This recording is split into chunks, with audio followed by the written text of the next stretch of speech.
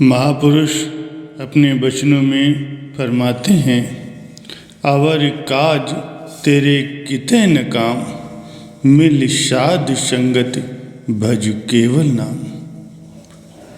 श्री पंचम पातशाही जी महाराज जी श्री गुरु अर्जुन देव जी अपने वचनों में कथन करते हैं कि नाम जपने के अतिरिक्त इस संसार के जितने भी व्यापार हैं, जितने भी काम हैं, वे जीव के काम कभी नहीं आ सकते। अतः संतों महापुरुषों की संगत में जा कर के केवल उनसे हरि के नाम का जाप व अभ्यास जान लो।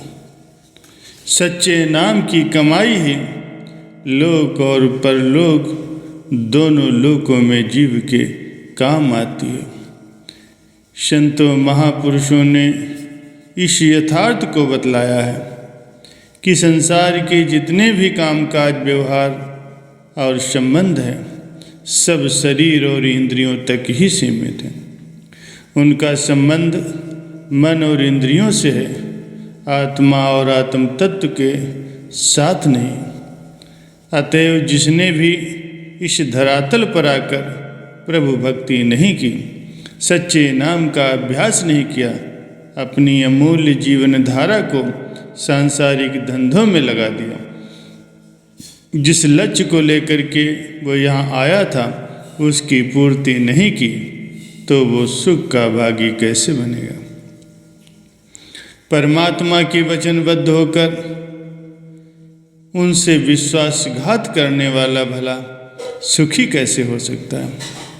संसारिक लोग क्या उसे सुखी बना देंगे, अथवा किसी सांसारिक पदार्थ से उसे शांति मिल जाएगी। जो पदार्थ देखने में तो अवश्य ही सुंदर हैं, रमणीय हैं, लेकिन उनमें विष भरा हुआ। संतों के वचन हैं, ये मीठे फल जहर भरे हैं, सुख थोड़ा और विपद घनेरी। इस जगत के जितने भी रस हैं, उनके भीतर दुख ही दुख भरा हुआ। विचार करना है कि जीव संसार में सुखी होने के लिए आया है या दुखी होने के लिए। इसका तो धर्म है कि ये अपने लक्ष्य को समझे।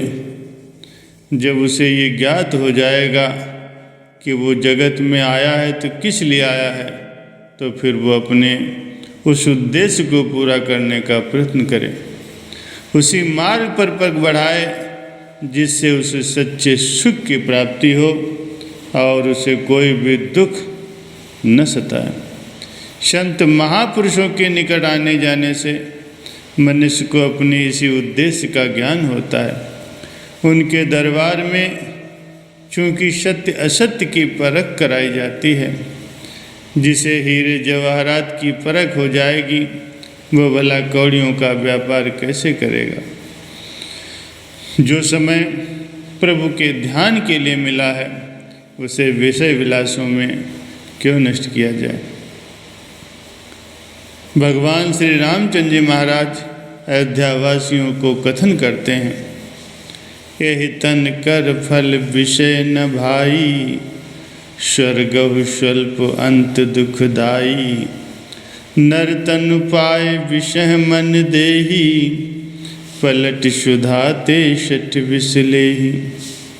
मानव जन्म का लक्ष्य विषय विकारों की प्राप्ति में नहीं है। कल्पना करो, यदि किसी को स्वर्ग तक के सुख भी मिल जाए तो भी वो कुछ नहीं, वे क्योंकि अंत में दुख में ही परिणत होंगे। जो मनुष्य देह पा कर के विषय विलासों में अपने चित्त को फंसाते हैं, वे मंदमती जन अमृत को त्याग करके विष से प्यार करते हैं। जिसे संत महापुरुषों के सानिध्य में रहने से ये ज्ञान हो गया है कि ये विषय विकार विष के समान है, अपितु ये तो एक प्रकार के घातक विष का प्रभाव रखते हैं, जो जीव को जन्म मरण के चक्र में धकेल देते हैं। तो क्यों न इनकी अपेक्षा यथार्थ वस्तु की खोज की जाए। यथार्थ केवल प्रभु का नाम है। उसे प्राप्त करके नकली चीज अर्थात संसार के प्यार से ऊपर होकर अपने चित्त को शुद्ध बनाना है। ये समय बार बार हाथ आने का नहीं है। देखते ही देखते बचपन चला गया, यौवन आया और ये भी चला गया, बुढ़ापा आया और एक दिन मनुष्य मृत्यु को प्राप्त हो गया। इस पर इस बात का विश्वास भी नहीं कि इसे दोबारा भी मनुष्य जन्म मिलेगा या नहीं मिलेगा। फिर क्यों न इस प्राप्त अवसर से पूरा लाभ उठाया जाए। भजन भक्ति करने और न करने में जो लाभ और हानि है उसका अनुमान, उसका अनुपात रुपए पैसों से लगाना चाहे तो ये असंभव है। कहाँ प्रभु की भक्ति करने से उसका प्रेम पा लेना और सदा के लिए सुखी बन जाना, और कहाँ विषय विकारों में पड़ करके प्रभु से पृथक हो जाना और जन्म जन्म तक 84 लाख योनियों में चक्कर काटना। संगत का प्रभाव होना तो अनिवार्य है। काल और कर्म के बंधन में रहने से ये जीव अपने ध्येय को भूल बैठा है। माया इसे बार बार भटका देती है, किंतु सत्संगत में आने से ये समझ जाता है, इसे अपने जीवन के उद्देश्य का बोध हो जाता है। उस समय इसकी वृत्ति धीरे धीरे असत से हटकर सत्य में लगने लगती है, जिससे मनुष्य का जन्म सफल हो जाता है। इसी निमित्त ही आप सभी लोग इस सत्संग को श्रवण कर रहे हैं। इन्हीं बातों को विचार करना है। ये विचार रूपी सच्चा धन है जो कि संत सद्गुरु से प्राप्त होता है। सतगुरु के वचन जिसके हृदय में उतर जाते हैं उसकी काया पलट हो जाती है। इतिहासों से ये ज्ञात होता है कि रत्नाकर एक डाकू था। उसे संतों की संगत मिली, उनके वचनों का रत्नाकर पर प्रभाव पड़ा, जिससे वो महामुनि वाल्मीकि बन गया। कहते उसने भगवान राम के जन्म से 10,000 वर्ष पूर्व ही रामायण लिख कर रख दी थी। ये सब राम के नाम का चमत्कार है, जिसे उसने संतों से प्राप्त किया था और पूरे तन मन से उस नाम की कमाई की थी।